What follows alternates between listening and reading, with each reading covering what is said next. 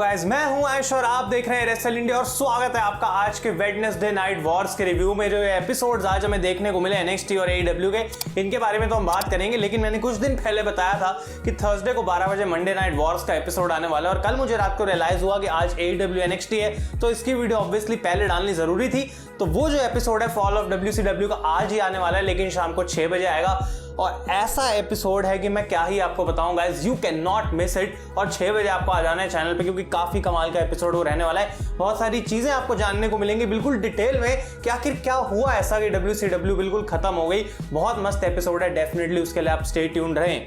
अब आज के जो शोज थे, पता नहीं क्यों मुझे ऐसा लगा कि दोनों ही काफी एवरेज शोज थे। आप लोग मुझे कॉमेंट्स में बता सकते हैं कि दोनों में से आपको शो कौन सा बेटर लगा, लेकिन पर्सनली मैं बताऊं तो दोनों शोज मुझे काफी एवरेज लगे। बात कर लेते हैं पहले डायनामाइट की। तो स्टार्ट होता है रिकी स्टार्क्स और डार्बी एलिन के मैच से। एक काफी अच्छा मैच था, काफी सारे क्लोज किकआउट्स थे, यहाँ पे बहुत सारी चीजें हमें देखने को मिली। ब्रायन केज भी आ जाते हैं बाहर, जिनको विल हॉब्स यहाँ पे मारने आ जाते हैं। दोनों ब्रॉल करते हैं, मैच में इंटरफेयर नहीं करते और एंडिंग में हमें देखने को मिलता है कि डार्बी एलिन अपना कॉफिन ड्रॉप लगा के इस मैच में जीत जाते हैं। तो एक अच्छा ओपनर था यहाँ पे डेफिनेटली शो के लिए। इसके बाद कोडी आ जाते हैं बाहर और उनसे पूछा जाता है कि क्या वो ब्रोडी ली का चैलेंज एक्सेप्ट करने वाले हैं for the dog collar match. और पहले तो वो मना कर देते हैं, कहते हैं कि एज एग्जीक्यूटिव वाइस प्रेसिडेंट इस तरीके का ब्रूटल मैच और ब्लडी मैच का मैं पार्ट नहीं बन सकता।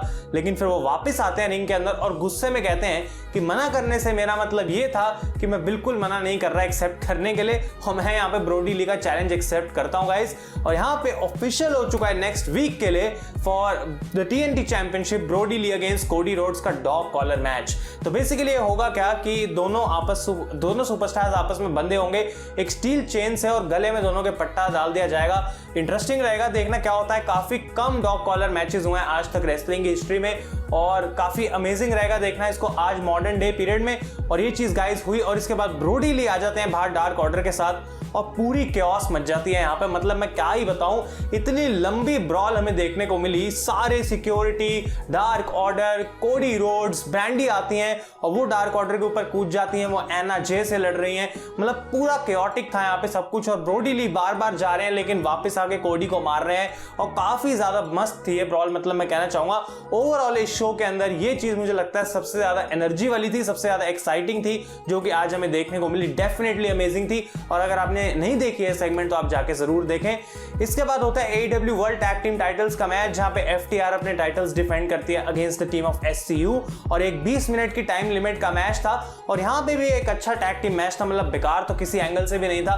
दोनों टीम्स काफी अच्छी हैं और एईडब्ल्यू में यूजुअली टैग टीम मैचेस अच्छे रहते हैं। और यहां पे एंडिंग में हमें देखने को मिलता है कि टली ब्लैंचार्ड जो है वो स्कॉर्पियो स्काई का पैर पकड़ लेते हैं, रेफरी को दिखता नहीं है और इसका फायदा उठा के यहाँ पे पिन मिल जाता है एफटीआर को और वो जीत चुके हैं। काफी इंटरेस्टिंग चीज जो एक और हमें बैक स्टेज देखने को मिली आज वो ये कि मैट जैक्सन टोनी शेवानी को सुपर किक करते हैं right in front of FTR. क्या इसका मतलब ये है कि यंग बक्स अब एक हील टीम बन चुके हैं? क्या इसका मतलब ये है कि अब यंग बक्स को कोई फर्क नहीं पड़ता, उनको बस टाइटल जीतने से मतलब है? इंटरेस्टिंग रहेगा देखना, क्योंकि धीरे धीरे वो आ रहे हैं और उनको वो मौका मिलेगा फॉर द वर्ल्ड चैंपियंस। और जल्दी गाइस मुझे लगता है कि Young Bucks tag team title जीत सकते हैं इन ऑल एलीट रेसलिंग। इसके बाद मैच होता है क्रिस जेरिको का अगेंस्ट आइजिया कैसिडी, जो कि लास्ट वीक उन्होंने चैलेंज एक्सेप्ट करा था। एक बार फिर से एक डिसेंट मैच था और एंडिंग का काफी कमाल का मूव था जब मिड एयर के अंदर जूडस इफेक्ट लगाते हैं Jericho to beat Isaiah Cassidy.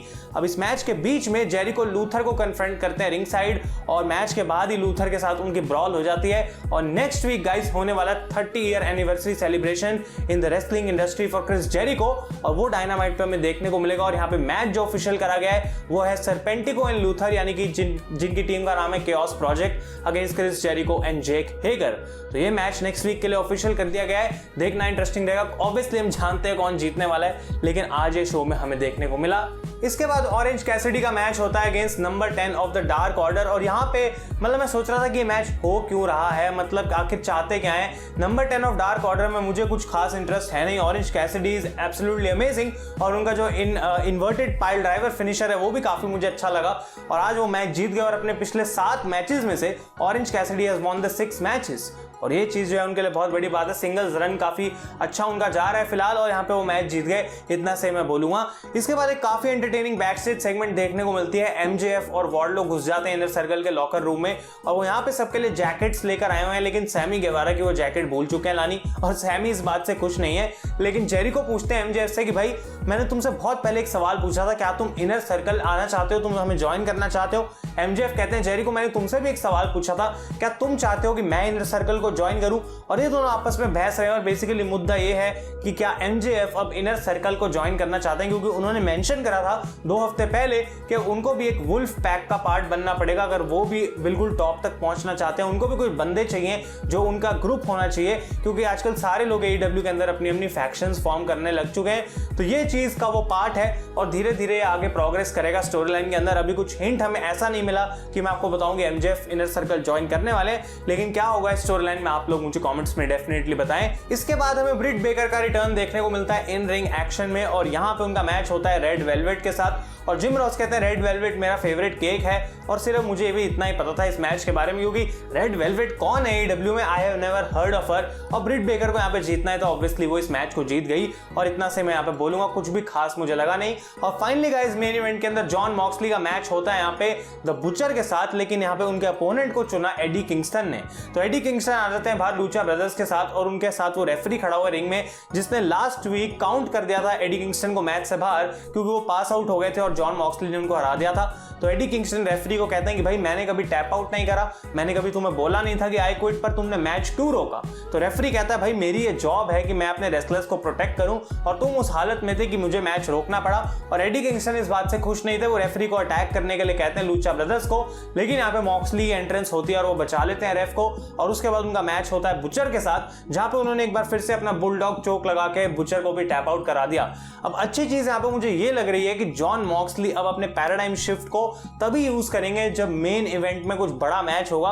उसके अलावा उनके पास एक और मूव है जिससे वो अपने अपोनेंट्स को खत्म कर सकते हैं, और वो कोई नॉर्मल मूव नहीं, वो एक सबमिशन मूव है और वो बुलडॉग चोक है। तो ये अच्छी बात है कि जॉन मॉक्सली अपने मूव्स के अंदर कुछ नई नई चीजें ऐड कर रहे हैं और यही होता है वर्ल्ड चैंपियन, जिसको अलग अलग तरीके से मैच को जीतना आता हो। Amazing performance by Moxley once again, और यहाँ पे वो इस मैच को जीत गए हैं और शायद नेक्स्ट वीक उनका मैच होने वाला है लायंस आर्चर के साथ if he has recovered from Covid. और उसके बाद गाइस हमें देखने को मिलेगा ये बड़ा match for the AEW world championship. अब हम बात कर लेते हैं यहाँ पे NXT के शो की। तो ये स्टार्ट होता है शॉर्टजी ब्लैकहार्ट और डकोटा काई के मैच से। एक अच्छा मैच था शॉर्टजी ब्लैकहार्ट की, मैं हमेशा तारीफ करता हूँ। इन्होंने इयो शिराई के साथ भी 1-2 हफ्ते पहले काफी अच्छा मैच दिया था। और यहाँ पे रिया रिप्ली आ जाती है रॉकेल गोंजालेस को अटैक करने के लिए और इसी की डिस्ट्रैक्शन की मदद से यहाँ पे शॉर्टजी ब्लैकहार्ट रोल अप कर देती है डकोटा काई को टू विन द मैच और यहाँ से वो चली जाती है। तो बेसिकली ये स्टार्ट था। इसके बाद हमें देखने को मिलता है एक side to side confrontation between Isaiah Swerve Scott and Santos Escobar, क्योंकि इनका मैच होने वाला है इस संडे टेक ओवर पे for the cruiserweight championship. और यहाँ पे गाइस बेसिकली ये बात करते हैं कि आखिर कौन सुपरस्टार जीतेगा, क्यों जीतेगा। एस्कोबार बात करते हैं कि उन्होंने अभी तक जो चीजें करी है वो बिल्कुल सही है, क्योंकि क्रूजर वेट चैंपियनशिप या फिर क्रूजर वेट डिवीजन जो थी वो आई ही मैक्सिको से थी और वही कल्चर वो यहाँ पे NXT में कंटिन्यू करना चाह रहे हैं लूचाडोर्स के साथ, और इस चीज में कोई इशू नहीं है। लेकिन आइज़ाया स्वर्व स्कॉट दूसरी तरफ बहुत कॉन्फिडेंट फील कर रहे हैं कि वो इस मैच को जीतने वाले हैं। तो इंटरेस्टिंग रहेगा। क्रूजर वेट टाइटल का जो मैच होने वाला है इस संडे हमें देखने को मिलेगा। इसके बाद गाइस कैमरन ग्राइम्स आ जाते हैं रिंग के अंदर और वो कहते हैं यहाँ पे कि मैं अपना खुद का एक इनविटेशनल चैलेंज करने वाला हूँ। मैं विलियम रीगल से पूछता तो शायद मुझे कोई और आइडिया बता देते, लेकिन मेरे पास एक आइडिया है और इसका वो नाम रखते हैं Cameron Grimes invitational challenge step to the moon, कुछ ऐसा उन्होंने नाम रखा। और पहले कोई एक जॉबर आता है जिसको वो इजीली हरा देते हैं केविन मार के, दूसरा भी एक जॉबर आता है लेकिन रिज हॉलैंड उसकी एंट्रेंस के टाइम उसे अटैक कर देते हैं और वो रिंग में आ जाते हैं। तो कैमरन ग्राइम्स चीख रहे हैं यहाँ पे कि भाई मैंने तुम्हें इन्वाइट नहीं करा अपने चैलेंज में, तुम कहाँ से आ रहे हो। और उसके बाद यहाँ पे रिज हॉलैंड आते हैं और डिस्क्वालीफाई हो जाते हैं बेसिकली, क्योंकि वो 5 काउंट रेफरी की जो है उसको फॉलो नहीं करते और अटैक करते रहते हैं कैमरन ग्राइम्स को। तो ये चीज हमें यहाँ पे देखने को मिली। आई डोंट नो इसका मतलब क्या था, क्या अब कैमरन ग्राइम्स की रिज हॉलैंड के साथ फ्यूड होने वाली है या फिर ऐसा कुछ। अगर ऐसा होगा तो बढ़िया है, लेकिन मैंने आपको बताया था लास्ट टाइम कि रिज हॉलैंड पे अपनी नजरें बनाए रखें, क्योंकि इस सुपरस्टार को डेफिनेटली एक बड़ा पुश मिलने वाला है NXT में। इसके बाद हमें मैच देखने को मिलता है कुशीडा का अगेंस्ट टोनी नीस और ये भी एक काफी सिंपल मैच था, बहुत जल्दी कुशीडा जीत गए और उसके बाद यहाँ पे स्क्रीन पे आ जाते हैं वेलवेटीन ड्रीम और वो अपना प्रोमो कट करते हैं और कुशीडा को कहते हैं कि वो हराने वाले हैं उनको NXT टेक ओवर में। तो आई थिंक ये मैच होने वाला है टेक ओवर के अंदर और उसी चीज की बिल्ड थी और कुशीडा जहां तक मैच का सवाल है बहुत इजीली जीत गए। इसके बाद एडम कोल आ जाते हैं रिंग के अंदर और बात करते हैं किस तरीके से अनडिस्प्यूटेड एरा ने हमेशा से राज करा NXT के ऊपर और वही चीज कंटिन्यू होगी क्योंकि काइल और राइली हराने वाले हैं फिन बैलर को NXT टेक ओवर में to become the NXT champion. और वो यहाँ पे बाहर बुलाते हैं ऑस्टिन थ्योरी को जिन्होंने शो में पहले एक बैकस्टेज सेगमेंट के अंदर थोड़ी बेइज्जती करी थी काइल और राइली की। और वो आते हैं बाहर ऑस्टिन थ्योरी और एडम कोल कहते हैं मैं तुम्हें दो ऑप्शन देता हूं, या तो तुम रिंग में आके मुझसे एक मैच लड़ लो या फिर मैं वहीं आता हूं तुम वहीं खड़े रहो, सारी अनडिस्प्यूटेड एरा आ रही है अभी वहीं पे और हम तुम्हारे को वहीं पे बीट डाउन करेंगे। और ऑस्टिन थ्योरी आ जाते हैं रिंग के अंदर, ऑब्वियसली ये बेटर ऑप्शन उनके लिए था। और क्या आपको लगता है यहाँ पे वो फिर से जीतने वाले थे against Adam Cole? Obviously not. और लास्ट शॉट लगा के यहाँ पे एडम कोल जीत चुके हैं। तो ऑस्टिन थ्योरी की आई थिंक ये 4th कंसेक्यूटिव लॉस है NXT पे। आई डोंट नो उनके साथ चल क्या रहा है यहाँ पे, लेकिन उनका करियर मुझे लग नहीं रहा कुछ खास आगे बढ़ने वाला है। रॉ से जाके वापस NXT में आए, थोड़ी उम्मीदें लेके आए होंगे कि ट्रिपल एच मुझे अच्छे से बुक करेंगे और यहाँ पे उनको एक जॉबर बना दिया गया। तो Austin theory was defeated by Adam Cole on today's show. इसके बाद एक और नॉर्मल विमेंस मैच हमें यहाँ पे देखने को मिलता है। केडन कार्टर ने हरा दिया ज़ाया ली को। कुछ भी मेरा इंटरेस्ट नहीं था। Same goes for AEW women's division में, पता नहीं यार क्यों कुछ खास इंटरेस्ट नहीं आ रहा। सिर्फ मेन जो चैंपियनशिप वाला मैच है वहीं तक सही है, उसके नीचे कुछ खास हो नहीं रहा दोनों शोज में। इसके बाद शॉन माइकल्स के साथ एक प्री टेप सेगमेंट हमें देखने को मिलती है जहां पे बैकस्टेज बैठे हुए हैं फिन बैलर और वो कन्फ्रंट कर रहे हैं काइल और राइली को।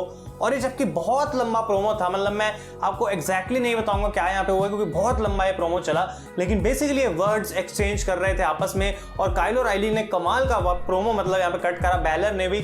और ये बात कर रहे हैं कि आखिर कौन जीतेगा उनका मैच, कौन जीत सकता है, कितने कॉन्फिडेंट हैं ये दोनों एक दूसरे के लिए, इनके पास रिस्पेक्ट भी काफी ज्यादा है और इनको लगता है कि दूसरा बंदा जीत सकता है, लेकिन तब भी अपने में कॉन्फिडेंस है कि ये इस संडे को मैच जीत सकते हैं। तो काइल और राइली कहते हैं कि मैं चैंपियन बन जाऊंगा और फिन बैलर जो है वो अपने पहले ही डिफेंस में अपना टाइटल हार जाएंगे।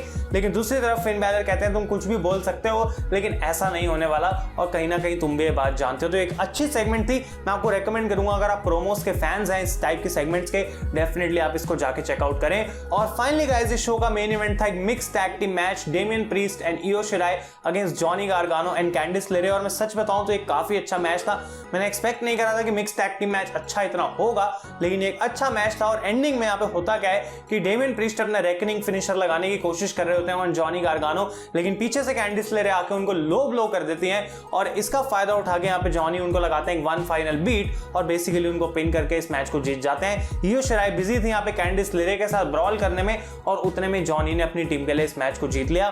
तो अच्छा रहेगा देखना नॉर्थ अमेरिकन टाइटल के लिए गारगानो अगेंस्ट प्रीस्ट और दूसरी तरफ विमेंस चैंपियनशिप के लिए कैंडिस लेरे अगेंस्ट इयो शिराई। क्या गारगानोस को गोल्ड मिल जाएगा और बन जाएंगे the first ever couple to hold the NXT gold at the same time on the same show? देखना इंटरेस्टिंग रहेगा। NXT टेकओवर आने वाली है इस संडे को गाइस, उसकी कवरेज भी आपको यहीं मिलेगी। तो अगर आपको ये वीडियो पसंद आई है डेफिनेटली इसे लाइक करें, अपने ओपिनियन दोनों शोज के बारे में मुझे कमेंट्स में जरूर बताएं। और एक बार फिर से मैं आपको बता दूं कि 6 बजे आने वाला है मंडे नाइट रॉ का fall of WCW episode, amazing episode होने वाला है, can not miss, do not miss. Thank you so much for watching. मैं हूं आयुष और आप देख रहे हैं रेसल इंडिया।